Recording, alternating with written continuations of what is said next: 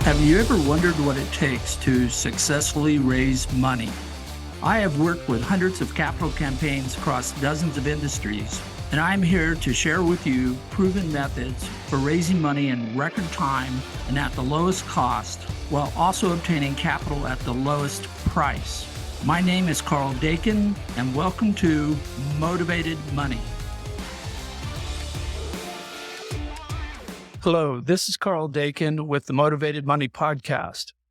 For those of you who are familiar with this podcast, we talk about raising capital, and we talk about entrepreneurship, and we talk about who's most motivated to provide you with the resources you need to grow your business. And the Motivated Money approach is one that I developed over the last 40 years as I worked with hundreds of different capital campaigns. And I decided that rather than spending all my time talking to everybody who doesn't care, I'd rather talk to those who do care and who care the most, because actually raising capital is a distraction from the operation of your business. It's a detour that you don't want to make too long, too hard. So let's go out and find those who are most motivated. And in doing that, we've come up with a group we call stakeholders. These are people who stand to benefit from the success of your organization without ever making an investment. So they're in your supply chain. They're the people in your community. They may be people who are going to work for your company. There's all kinds of people that fit into stakeholders. And if they invest, they get two benefits, which puts them above everybody who's just investing for a return on investment. So I have with me Chelsea today as a guest. And Chelsea, tell us a little bit about yourself. Yeah, so I think that this podcast is going to be really interesting. I have a digital marketing company. We don't focus, because we care a lot about our clients, we don't end up just focusing on digital. It's really expanded past that to do print, to do events, to really find what's going to drive the companies that we're working with to success. It's not always what they initially want or think that is going to drive them to success. But I'm excited to sit here because I actually ended up in marketing through finance. I ended up at an advertising agency when I was actually in the accounting department, and then a passion just kind of rolled over and took off. So I think that this is going to be a really interesting conversation. I'm excited. So we're going to go down the rabbit hole pretty deep here since you're a marketing person. Yeah. So in the Motivated Money podcast, we don't assume that there's a single generic investor type. Yeah. We actually break out several different groups or profiles of people who are different types of stakeholders who have different incentives to make an investment. Interesting. And then as we go to talk to them and we've crafted a offer we think is a no-brainer, one they can't refuse, what we commonly come across is the fact that we have to reach beyond the people we know to people we don't know. We have to put a billboard out there that captures their attention and points them to the fact that we exist. You have to do brand marketing. You have to actually put yourself out there so they know, hey, this guy's worth it. Right. And we have to put that billboard where they're going to see it. So if I happen to be pitching a product, as I'm going to be doing next month, a topical salve that reduces pain and inflammation with CBD, they're currently pitching this to people who are playing pickleball.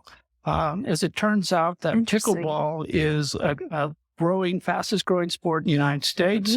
And it's played by more elderly people. And when you ask them, do they have pain? It's not if and where, it's everywhere. Right. So part of the challenge for this company is, where do you position yourself so that pickleball players are going to see you, or next week a different group is going to see you? So it's one of the questions I'd like for you to help me with today. Yeah. So I can say right off the bat that you would have to be out-of-home advertising, or organic advertising. And the reason that I say that is that on social media, you actually can't do paid advertising for something that has CBD in it. So now it's like, okay, well, if there's a no somewhere, where are the yeses?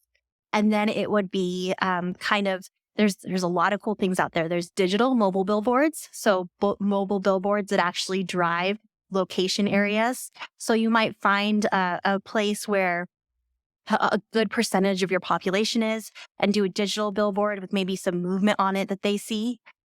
Print magazines. So what magazines are these people picking up? They might not necessarily be scrolling social media anyway, so it's not your loss.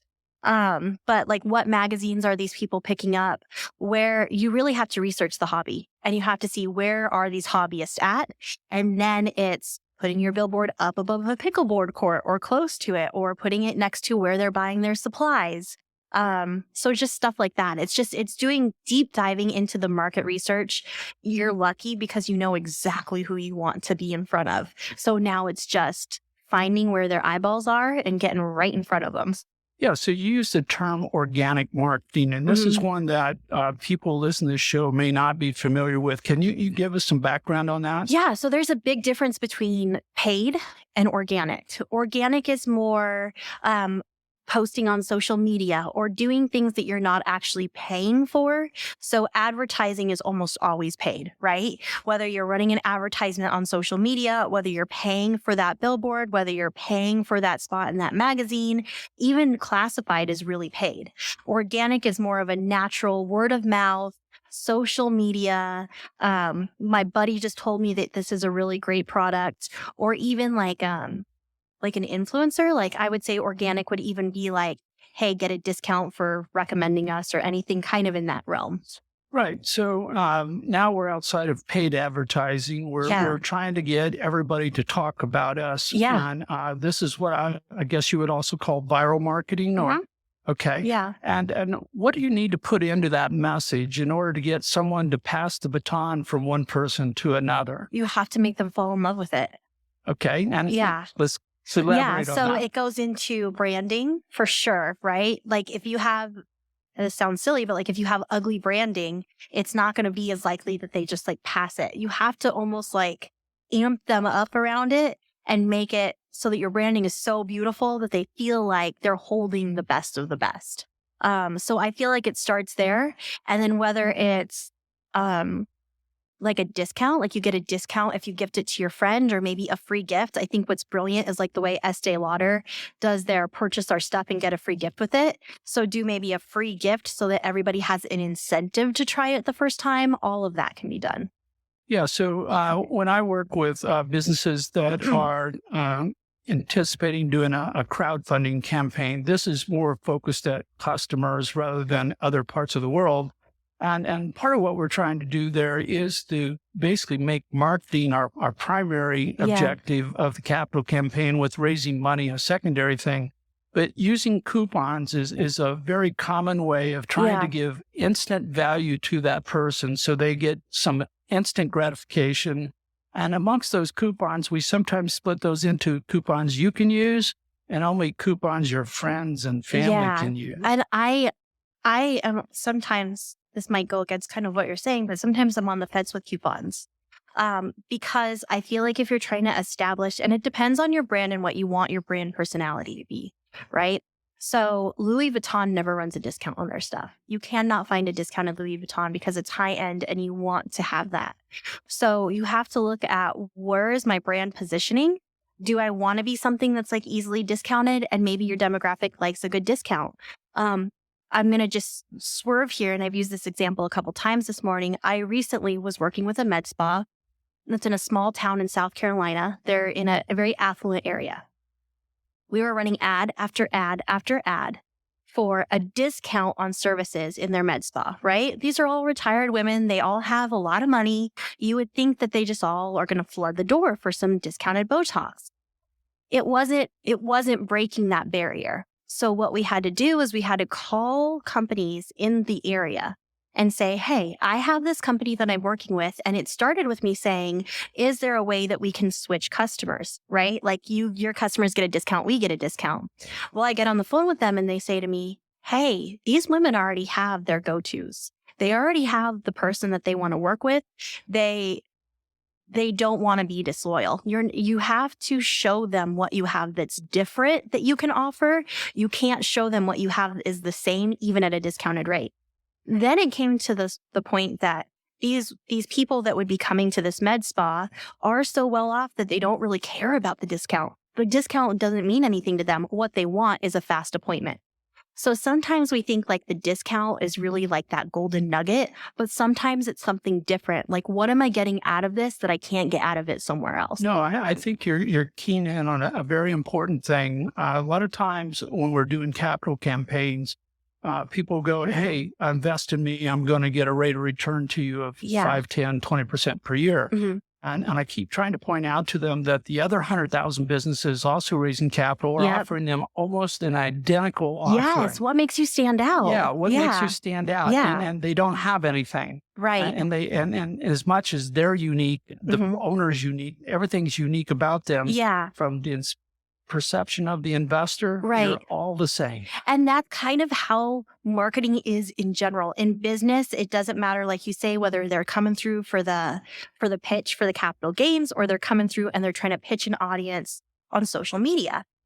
If there's templates floating around and everybody's using the same template to write their ad, and everybody's using the same template to build their website in, and everybody's going through the same offer workshop, so they're coming up with the same offer, you're just noise to me now. Right. You're just the same thing that I see every single day in every single place. So what are you doing to truly figure out where you position yourself as something that really stands out?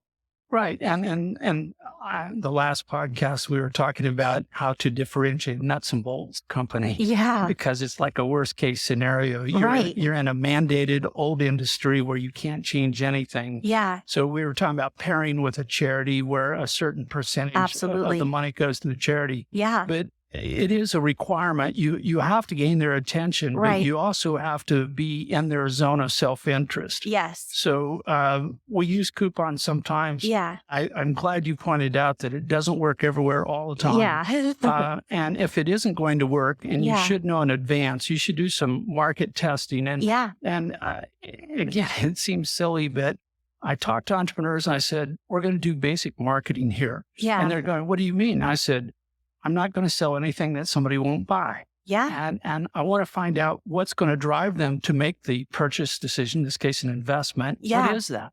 Yeah.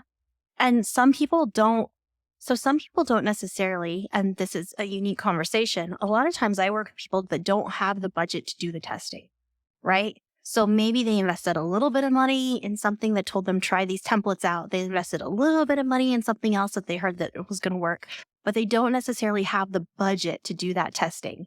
And then in a smaller demographic like that, it's like you're just feeding it a little bit and a little bit and a little bit. But if you don't have the money to do group testing at a large area, you have to have a lot of patience, because it's almost inevitable that your marketing is going to fail when you're just going in it at the very beginning and you're thinking this is what your demographic wants. A lot of times you're close and you know your demographic, but they actually want something that's way over here that without the testing and without the research, you never would have figured out that's what they want. No, and I've shared with people who do a generic angel pitch. I said, they walk into the room, they talk, and I said, you look at everybody's face out there and the person's going, yeah, that's a very good pitch, but he's talking to the person next to me. They're not looking at me. They're looking at the person next to me. And I said, as soon as a person doesn't think you're talking to them, you're done. Yeah. They're not going to invest in you because they don't think you know them or care about them or any of the things that are going to make that investment decision. And I think that at the end of the day, everything goes back to one thing, and it's relationships. I think it doesn't matter if it's marketing, if it's investing, if it's law, if it's even accounting. Relationships are the basis of everything. And without building those relationships, it's almost impossible to take it forward. Absolutely. So in the motivated money approach, we talk about 3 primary criteria for an investor candidate. Yeah. The first one is the person you're talking to. Yeah. And if they don't know you personally, that is one-on-one. Yeah. They need to know somebody who's a member of your team. And if you're the Lone Ranger, Lone Rangerette, and you're all by yourself, then the number of people you know is going to be very, very limited. Absolutely. Where if you have 5 people in your board of managers, you have 20 people in your board of advisors, you have 20 key contractors, and they all understand that when you start the game of raising capital, they have a role to play. which is to reach out and be an influencer within their own personal network. Right. Then you have a chance of getting to a large enough group of people to be successful in your campaign. I love that. And again, though, these people are not trained professionals. Yeah. So they aren't going to necessarily repeat your message as clearly as you may want. So you need to help them along the way. So what kind of messaging would you might recommend that an entrepreneur put together to give to all their people to tell their story for them? So you're saying, like, if you were on my board, what would I give you to represent me? That's correct. I think I work a little differently. See, these are the hard questions I warned you about. I think I work a little bit. Yeah, no, that's okay. I mean, I'm in the interrogation room. I got the lights. I have the 20-degree weather. So I was expecting it, Sheriff. So no, I think I work a little bit differently, and I don't know if that's good or it's bad. Like I said, I kind of came You're the expert here, so I came through everything a different revenue. I'm not a templated person. I think there's some really interesting things. I think story. So, and that's, you hear it all the time, right? But it's the story that's really going to connect and land with people. And also it has nothing to do with me.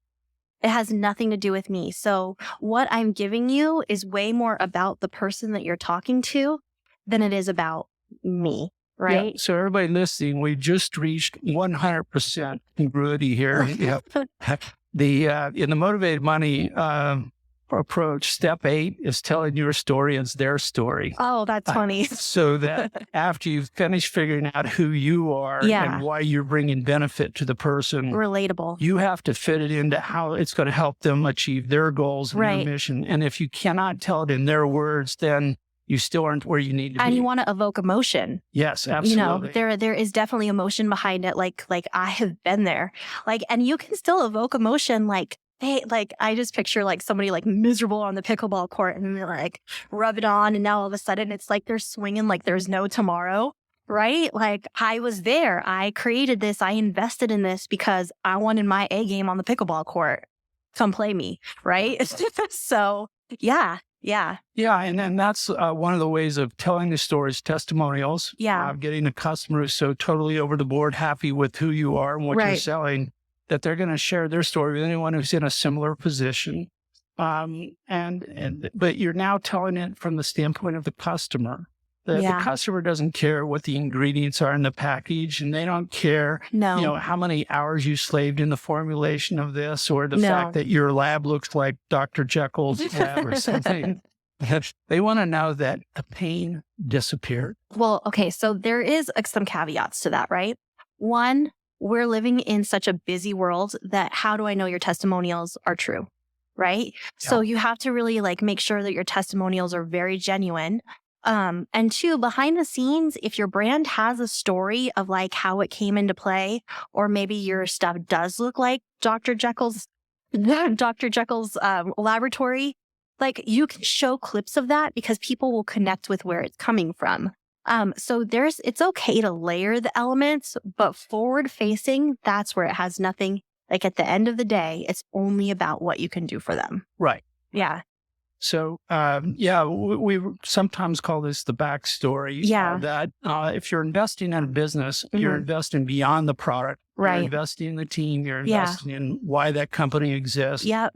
And to some degree, even though the past is no assurance of the future, if this company has a mission, if they're in total alignment with their customers, that's going to carry forward, and that's going to be part of the investment story. Absolutely. And part of what we're trying to do here when we go to customers as investors is we're working for a trifecta. Mm-hmm. We want them to be a customer and an investor, but we also want to be an advocate for us going forward. Yeah. That's why a lot of times I won't even take on a client if I'm not passionate about their story, is because you want people on your team that are passionate and will advocate towards you. And okay, so in the beginning of this conversation, you talked about the other guy giving the presentation that could sell anyone to anyone or anything to anyone, right? The truth is, it's not easy to sell something that you don't believe in, right? Because then it's a lie. So if you're going to be like really passionate about what you're selling and you're going to put your all into it, you have to really believe in it, because then otherwise you're just lying and people are going to smell that out eventually. They will. Yeah. They will. Yeah, we often joke that an angel will tell you they have to make 200% per year on their investment, Yeah. which is not true. Yeah. And then you as an entrepreneur try to match that by saying, I can make you 200% per Yeah. year. And now we have one liar talking to another liar. Yeah. And the lack of sincerity and credibility is Oh, zero. when I get on sales calls, I pull up a spreadsheet and I run numbers and I say, you're going to fail. You're going to fail unless you change this price, unless you do this. Like I lead with I will never lead with it's just a warm, fuzzy thing that you're going to be so successful at. I lead with this is how you're going to fail. How are you going to fix it before we take the next step together? Yeah. And I think that's a great way to finish today's episode. Reach out, look at your story, think about how you're telling yourself to the customer and to your investor in their words and how you're fulfilling and succeeding, supporting them in their mission. Absolutely. And with that, thank you for being my guest here Thanks on the for Motivated having Money me. podcast. Yeah, I appreciate it. Thank you for listening in to Motivated Money. If you like this or any other episodes, make sure to leave a rating and review the show. We love to hear your feedback and want to make this the best possible show for you. Also, if you like this episode, make sure you share it with someone you know who is seeking to raise capital. They will appreciate learning what you now know about raising funding. I'll see you on the next episode of Motivated Money.